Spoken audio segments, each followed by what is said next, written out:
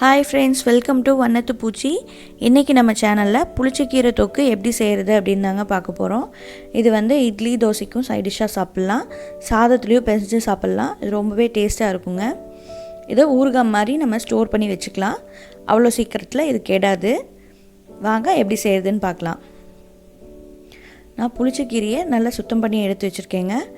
அதுல ஈரம் இல்லாம எடுத்து வெச்சுக்கோங்க. இப்போ ஸ்டவ் ஆன் பண்ணிட்டு வாணலியில ஒரு 2 டேபிள் ஸ்பூன் போல ஆயில் விட்டுருக்கேன். ஆயில் சூடானதும் நம்ம அந்த கீரையை அதுல போட்டு நல்லா வதக்கிக்கலாம்.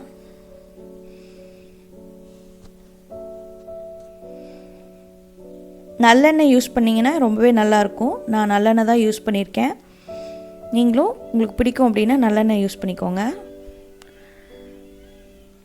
கீரை முத்தாம இருந்ததுனா நீங்க இப்படி வதக்கினாலே போதும். அதுலயே அது வதங்கிடும். கீரை முத்தி இருந்தா கொஞ்சம் தண்ணி சேர்த்துக்கோங்க. இப்போ ஒரு 4 காஞ்ச மிளகாவை அதில் சேர்த்துக்கலாம். அது சேர்த்து நல்லா வதக்கிக்கோங்க. அதோடயே நெல்லிக்காய் சைஸ்ல புளி எடுத்துர்க்கேன். அதையும் நம்ம அதோட சேர்த்துக்கலாம். சேர்த்து அதுவும் நல்லா வதக்கிக்கோங்க.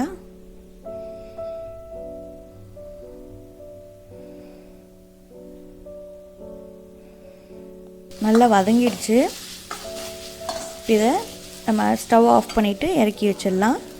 இது நல்லா ஆறுனதுக்கு அப்புறமா ஒரு மிக்ஸி கப்புக்கு மாற்றி தேவைப்பட்டால் கொஞ்சமாக தண்ணி விட்டு அரைச்சிக்கோங்க.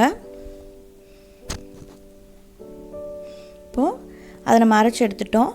இப்போ நான் வாணலியில் 2லேருந்து 3 டேபிள் ஸ்பூன் அளவுக்கு நல்லெண்ணெய் விட்டுருக்கேங்க. எண்ணெய் நல்லா சூடானதும்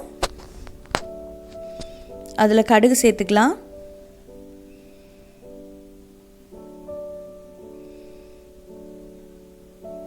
கடுகு நல்லா வெடிச்சிருச்சு.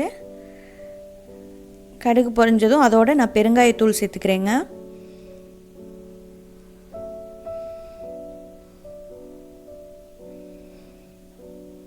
பெருங்காயத்தூள் பொரிஞ்சதும் நம்ம 2ஆ வெட்டி வச்ச பூண்டு கொஞ்சமாவும் ஒரே ஒரு காஞ்ச மிளகாய் கொஞ்சமாக கருவேப்பிலை சேர்த்துருக்கேன். அதை நல்லா செவக்க வறுத்துக்கோங்க.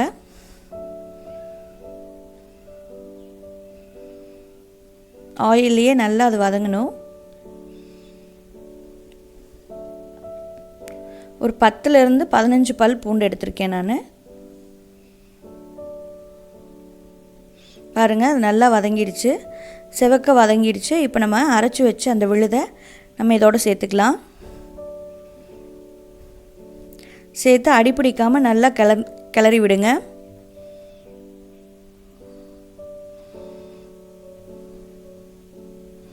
இது வந்து நம்ம எண்ணெய் பிரிஞ்சு வர அளவுக்கு நம்ம இதை நல்லா வதக்கணும். அப்போ தான் அது கெடாது. இப்போது ஏற்கனவே நான் வரமிளகாய் சேர்த்துருக்கேன். இதில் மிளகாய் தூள் 1 டீஸ்பூன் சேர்த்துருக்கேன். உப்பு தேவையான அளவு சேர்த்துக்கோங்க. உப்பு காரம்லாம் உங்களோட தேவைக்கு ஏற்பதாங்க. உங்கள் டேஸ்ட் எப்படியோ அப்படி சேர்த்துக்கோங்க.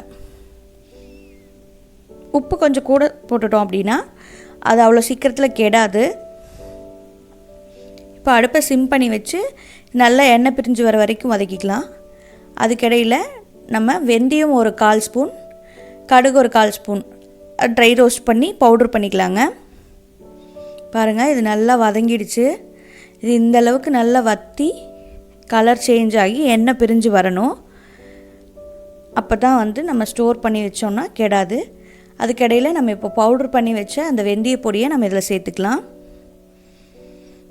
சேர்த்து நல்லா கிளறி விடுங்க. இது ஒரு 2 மினிட்ஸ் அப்படியே சிம்லேயே இருக்கட்டும்.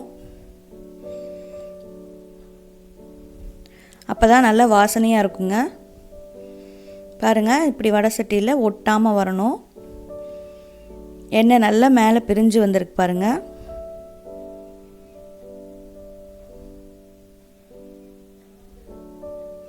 பாருங்கள் நம்மளோட புளிச்சக்கீரை தொக்கு ரெடி ஆயிடுச்சு.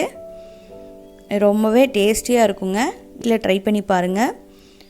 இட்லி தோசை எதுக்கு வேணாலும் சேர்த்து சாப்பிட்லாம். ஊறுகாய் மாதிரியும் தொட்டுக்கலாம். நீங்கள் ட்ரை பண்ணி பார்த்துட்டு எப்படி இருந்துச்சுன்னு சொல்லுங்கள். தேங்க்ஸ் ஃபார் வாட்சிங்.